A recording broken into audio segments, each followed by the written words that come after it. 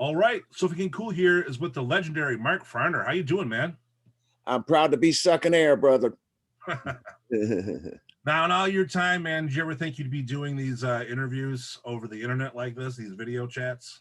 Well, not to this degree, but it's really helped me, stay in touch and to remember things, little jogging of the memory never hurt. Reminds me of the Jetsons, man, like back in the day when the Spaceless Sprocket would pop up there. Uh-huh. So how you holding up during this pandemic, man? Well, we're, without having the exposure to live music, we're suffering just as much as the fans are that want us to be there. Uh, you get done playing a song on a Zoom video, dude. There's like no audience clapping and hollering and getting you all jacked up, man, to play the next song. And Right. the relationship, our relationship, audience and artist, it's very dependent upon us being live and in person. Now you're actually giving fans a chance of a little bit of normalcy. You're releasing the live in Chile DVD, right? Yep, from Chile With Love. Now that's going to be a nice treat. I mean, people haven't seen shows in over a year, and I finally get to watch some form of live music. Yeah, man. There's 16 live performances on the DVD. There is 2 bonus videos and 5 bonus songs, and it's for $14.99. And pre-sales, all the pre-sales will be signed by yours truly. Oh, that's awesome. I don't care if it takes me a month, I'm doing it. And $3 from every CD that sells for $14.99. My wife Lisa and I give $3 to the Veterans Support Foundation, who helps veterans get back on their feet and helps those who are returning from war with some of the syndromes that they come home with, and helps veterans who are having a hard time getting the compensation that they earned. The Veterans Support Foundation is for them. And if you don't mind, brother, I will give an 800 number. Please do. Okay, it's 800-882-1316. That's 800-882-1316, Veterans Support Foundation. If you know a vet that needs help, get them that number. That's really cool you to do that. It's awesome. Thank you, Ramsey. I appreciate it. You let me do it on your program. Now, I got to see a little sneak peek of the live DVD there, man. It was amazing. The crowd looked like it was just eating every moment up. Yeah, man, and that's exactly what happens. It's all about the love right there, man. It's all about the love. So, out of all places, what made you decide to have Chile be the place? Well, we were gonna, we knew that we were gonna go back and do a South American tour. And someone had contacted Abby, my manager, and said they wanted to do the a video shoot, and it was Abysmal Films. And so Carlos and Abby talked, and they crunched numbers, and he gave us a real good deal on it. And we're giving him some exposure, in the rock field. So it's working out for both of us, and the level of audience participation in Santiago is to be held to heart, man. It's something else. You feel the people, and you hear them singing the songs louder than the PA at times. One thing I notice is when you play another country that they're more appreciative sometimes, because they never know when they're going to get a chance to see you again. That's right. That's right, Ramsey. It's they're not fickle. We don't know how fickle we are in the United States, having it as good as we have had it. And I recall going over to Plovdiv in Sofia, Bulgaria, and some of the fans telling us how they used to have to sneak the record, or back then it was a tape, a cassette tape, and they'd have to make sure that no officials would see them with this music because rock and roll was against the law. But they told us it was better then. Right. Yeah, because they had to sneak to do it, Uh-huh. They had to go around something. It was more adventurous. Have more of an experience too. Yeah, Yeah, definitely. brother. Now I see there's 5 new tracks on this DVD. Is that right? Hmm. Yep, 5 new tracks that they've never been released before, like this. Now I've seen the video for the Rock and Roll Souls. That was pretty awesome, man. I mean, what made you come up with that idea? Well, that is from Abysmal Films. They appreciate who I am and my representation of the United States when I'm there in South America. They look at me as a guy rock star from US. And so that is their interpretation totally, brother. That I had no input on that.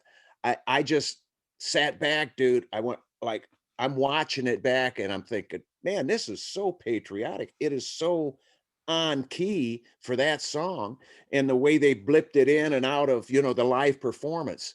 That they sold me. Oh man, it was awesome. I mean, not only is the track great, but the video there was like almost watching like a little movie to go through there. Yeah, man. Super cool. Yeah. So what's it like having all this downtime and not being able to get back on the road? Well, this past summer, Ramsey, Lisa and I planted a garden from heaven. Oh man, and we loved getting down on our hands and knees in that dirt and being grounded and getting that dirt underneath your fingernails and, you know, just really uh, in love with that smell of the earth and our being grounded, and it's we've been away from it for so long that we kind of overdid it this year and planted so much stuff with 40 people could have ate. In fact, we gave our garden a lot of it away to people, just there was just an abundance. And we're here in the valley where a little trout stream runs through the bottom part of our property for about a quarter mile. And on that plateau, it's all that black dirt. And that's where we plant, is in that plateau, and everything's good. So with the downtime, we made some good gardens, and I been writing back and forth.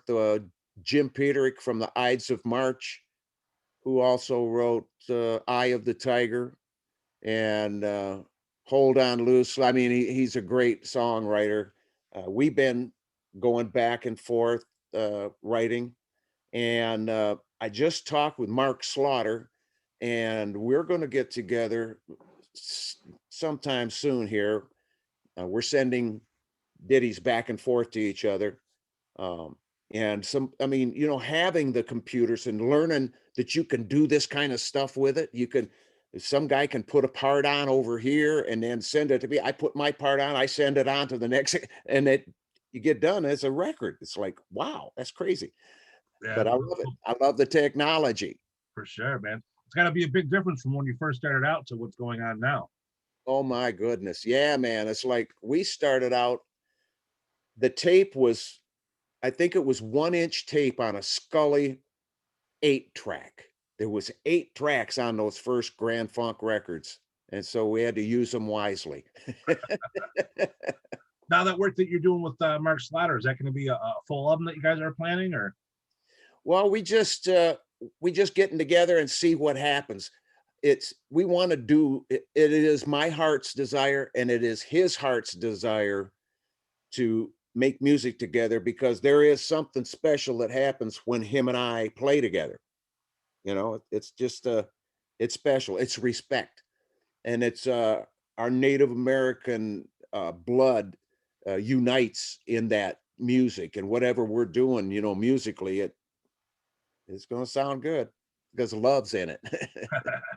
Now, another artist who just recently collaborated is putting out the album soon with Alice Cooper's Detroit Stories. Yeah, man.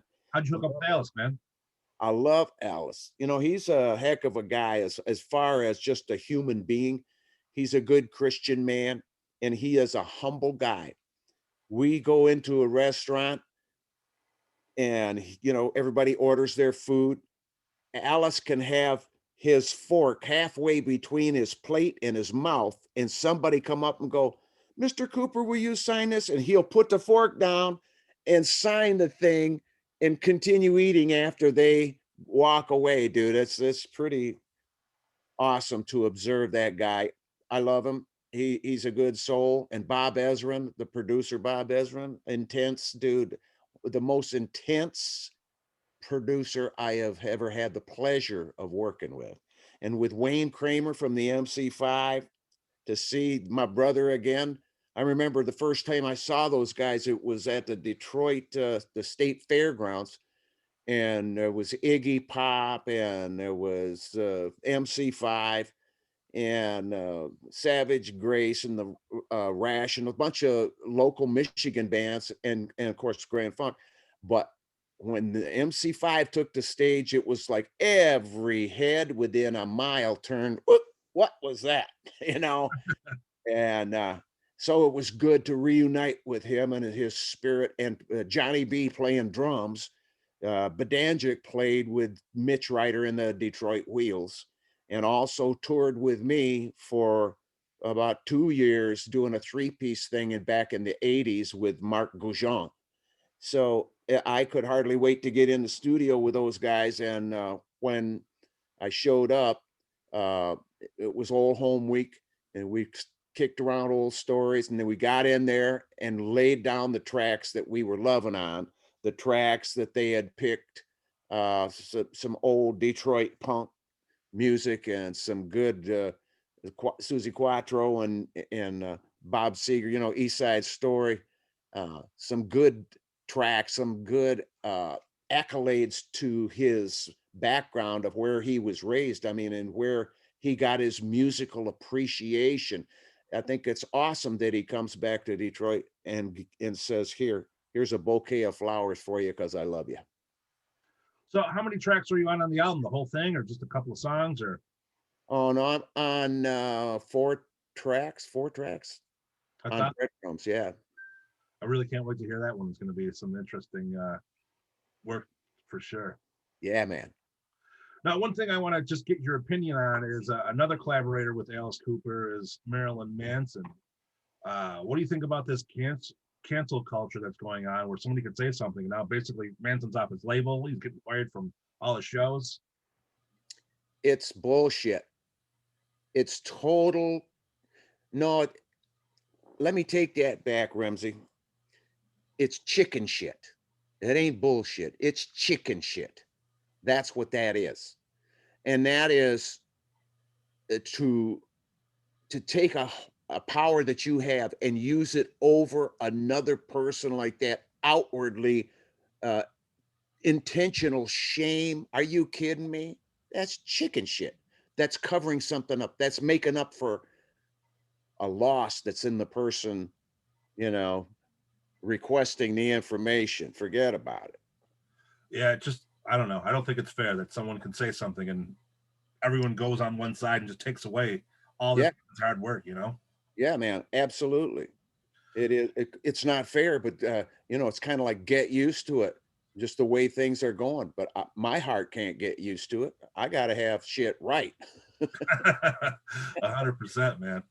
Yeah, buddy. Now, touching back to that story you're telling me about Alice Cooper, how he could just be in the middle of a meal and sign an autograph at any time. It's got to be a big difference from the time you were working with Ringo Starr, huh? Oh yeah. Well, Ringo, he is so popular that he, never gets any rest at all. People are asking him for autographs in the airport, on the airplanes, in the bus, on the train. People see him, and it's like the poor guy can't disguise himself, right? I mean, he puts a ball cap on and sunglasses. He looks like Ringo with a ball cap and sunglasses, Right. So people are going to go up and ask him for autographs. But I understand why he uh, put out that YouTube thing and told people not to send stuff, because they weren't going to get it back, and he wasn't going to sign anything else. And he was very adamant about it. Uh, but that's how sensitive a person he is. He got to the point where it's just they pushed him over, and he went past his capacity. Thank God he was able to express himself, and I think people got the picture. Back off. I'm a human being. And I want to tell you something, Ramsey. When we went to Tokyo after leaving rehearsal up in Vancouver, we went for 18-day tour in Japan, and we were doing a press corps meeting, and we were up on a podium, and the press corps was all down in front of us, and we're sitting at a table, and it's like Ringo sat in the middle, and then the band went down both sides, kind of like the Last Supper, you Right, know, right. and Ringo in the middle. So uh, this gal comes up and she said, "I want to ask Mark Farner a question." So I stand up. And she says, "I want to know, what is it like playing with Beto?" And I turned and I looked at Ringo and I says, "Sister, Ringo puts his pants on one leg at a time, just like I do." And Ringo stands up and he says, "Thank you, brother." And he comes over and he gives me a big hug, because I recognized him for who he is, just one of us guys. Right. He's a musician, yeah, but he likes to dick around and he likes to have fun. He's not this untouchable human being. He really appreciated that, and that told me something about his heart and about the man specifically. That's awesome, man. I mean, it's cool that you put him on that level there. He's, yes, he is one a Beatle, but he's still a person. Yeah, brother. Now, one thing I want to talk to you about is your early career.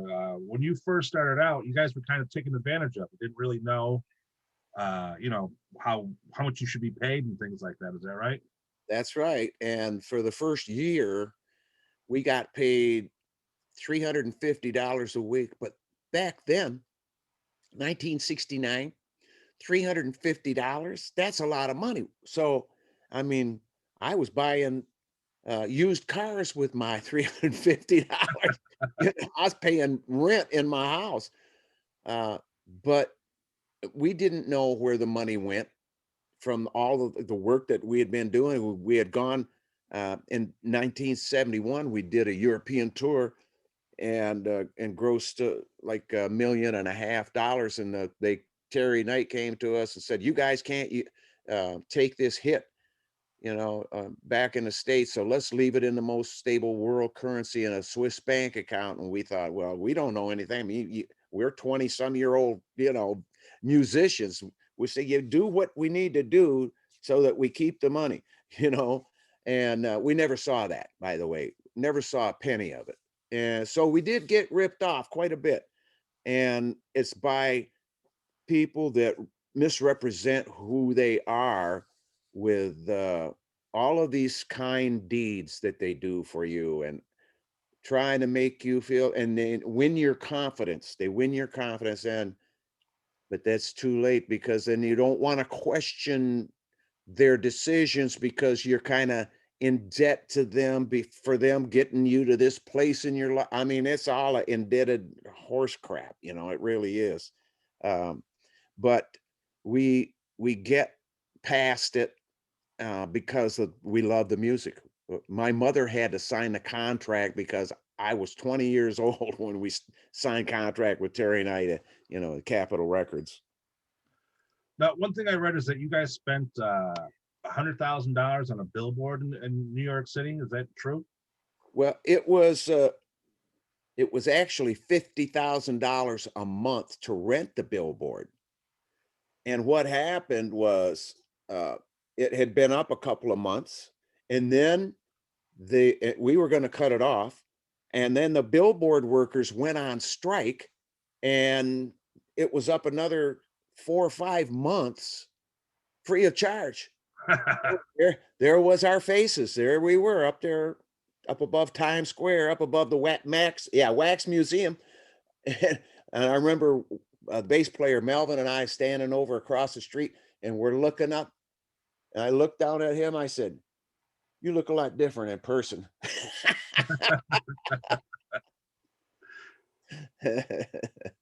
Now, Now that famous show that you sold out Shea Stadium, actually faster than the Beatles, you sold that out. You're responsible for bringing Humble Pie to the States, is that right? Well, we wanted Humble Pie to open our shows because they did such a good job in Europe, that we wanted them, to rev up the crowd, and we wanted them to see these guys because they became friends with us um, in Europe on a tour. We were together all the time, and Marriott and I would go at the we'd sit across the table from each other in the pubs, and he'd start singing and I'd start harmonizing with him, or I'd start singing and he'd start harmonizing with me, or we're scatting back and forth, him do something and I do something. It was a great time. It was a really great time doing what we wanted to do, after the gig, just being us guys. So we had a good close relationship to them, and wanted to have the United States experience these guys. And that was back, when it was Humble Pie with Frampton and Jerry Shirley, and with the Marriott and all of the guy, Greg on bass. That was a rocking band. Those guys had a fingerprint on rock and roll, and every night we'd listen to their music that they were listening to, and they were listening to like old R&B, man, some Detroit sounds, some dance music, some Temptations, some blues, but a lot of American, bluesy stuff. And so we could see where they were getting fed. Marriott was definitely, you know, singing and playing that harmonica, and we really loved those guys. In fact, I just was talking about how the last one of the last uh,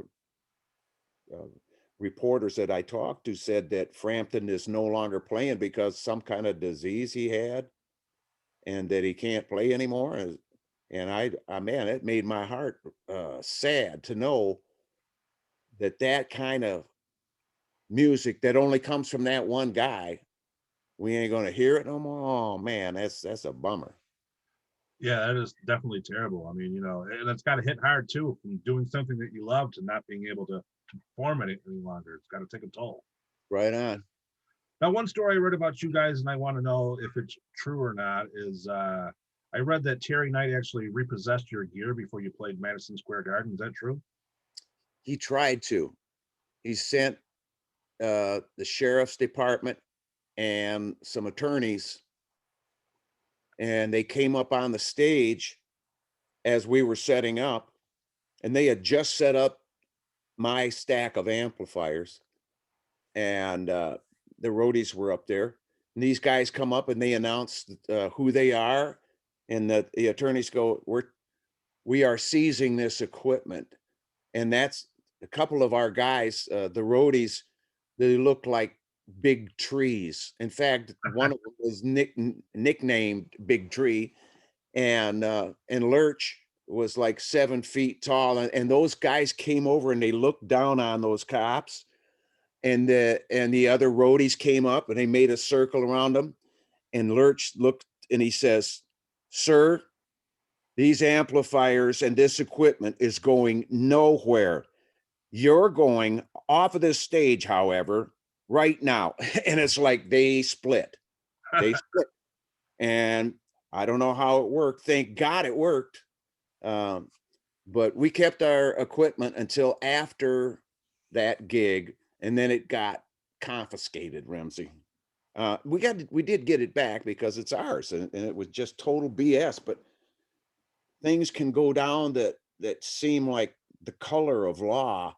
You think it's, oh my God, this is the law, they're getting away with this, but it's just the color of law. It ain't really the law, but nobody challenges it, and they get by with it. See, it's a shame too, especially when you work with someone for that long and you think that they're there to help you out, and you find out they're against you this whole time. It's got to be tough. Oh yeah. Now, after you left Grand Funk Railroad, you went on and had a wonderful solo career. What's it like being in a solo band compared to being in an actual, in a band? Well, in the first place, I didn't leave the band. Don Brewer left the band, and that's how the band broke up. He came in late to a rehearsal, and he announced to us that he had to find something more stable to do with his life. And we went, "You're not serious." And he just stood there, and I said, "You quitting?" He says, "It's over. I'm over it." And it's like, wow. Uh, so yeah, that was the end of those kind of audiences, because what are you going to do uh, on your own? This is Mark Farner of Grand Funk. Yeah, I went and played. I still go and play, and people know that I'm from Grand Funk. I wrote 92% of the songs, and I am who my songs say I am. They know that guy. They know that that's the guy that's going to show up in Chile when the crowd shows up. That's going to be that guy. So, uh, but other people that, you know, they can't say the same thing about the the the part the band that goes out and impersonates and uses the moniker, and they get away with it because they're 2/3 of the corporation that controls that trademark, so they can do what they want to with it. And I've for years have been trying to get those guys to put the band back together, because I believe the fans want us to play music again, and they don't give a shit about any differences that we may have. Just forget about that. Do it for the fans. What's wrong with that? But I remember when the Beatles were broke up, but they were all still alive. I'm thinking, man, you guys, how selfish can you be, man? You got to get back together for us. You got to get so us fans can see you, and so that's what I equate. This breakup of Grand Funk, and I try to get those other guys to put the band back together for the sake of the fans, because from that perspective, I would. It doesn't take much for me. I would get back to get together with those guys and play any gig, any country, anytime, anywhere. Now, it's got to be like a hard divorce when you leave something like that, you know. Oh yes, Now, for me, I for one, I'm a true believer that the singer, he's the heart and soul, man. You know what I mean? I mean, like when it comes down to it, I'm going to see Mark Farner regardless of the situation, man. I'm behind you 100%. well, I appreciate that, and because usually that's who gets interviewed. That's who they want to go to the radio stations, and I did. I would go, and the other guys didn't want to go, but I would go. And so I have a relationship, with the media people, especially from before the deregulation of the FCC back in 1996. You see, one thing is when you get, say you replace a guitar player or a drummer, anybody can mimic that guitar sound or that drum beat or whatever, but no one's going to have Mark Farner's voice, man. No one's going to be hitting them tunes like you. I hear you. Thank you. I appreciate the encouragement, buddy. Now, when do you think touring's going to start back up? I mean, have you heard anything on your end or? Well, from LA, from our agency, the TKO, I'm hearing that possibly in the fall that we have some gigs that we had to cancel before that may be rescheduled. So we're crossing our fingers and praying, but it's up in the air. It's very um, sketchy, to say the least. Being a musician, man, it's got to be hard not knowing when you can actually get back on the road. I mean, you got to make plans ahead of time. There's not just saying, okay, you got a gig next week, let's just do it. You got to get the That's band right. together. You got to get everything all set up. Yeah, that's exactly right. And now that we've been off for all of this time, it's like getting yourself psyched back up, getting over the wonder if I can still hit that note, wonder if I could still, you got to get over all that stuff and know who you are and know how to drive the boat and get at it. That's my band is that way. We're ready. And My bass player, Paul Randolph, who played the Alice Cooper sessions, he also does my acoustic gigs too. I have a electric band, Mark Farner's American Band, and Mark Farner's acoustic American Band.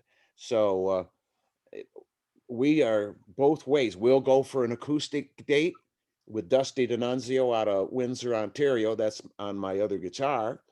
Or we'll do the electric date and bring all the guys in from Detroit and Hubert Crawford in from Memphis, Tennessee, and we will tear the house down.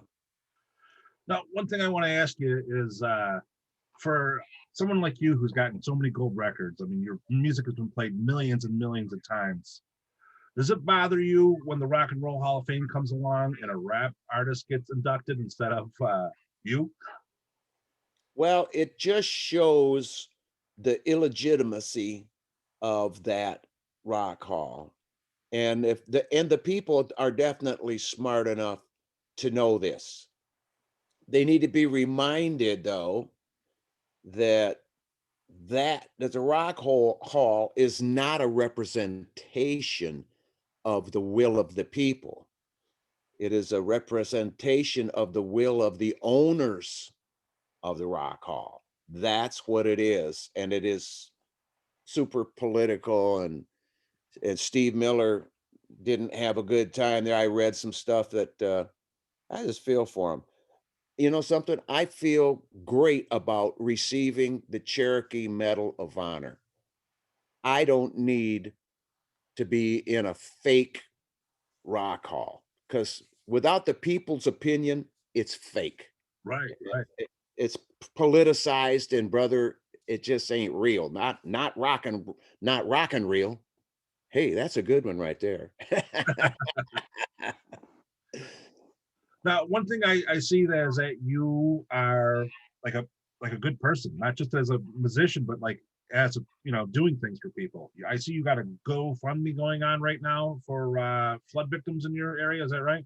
Yes, down in the Midland area, in the mid-Michigan, we have a GoFundMe page for Mark Farner's Mid-Michigan flood relief to bring some money, as much, as little as you can afford, uh, because a lot of littles make a lot.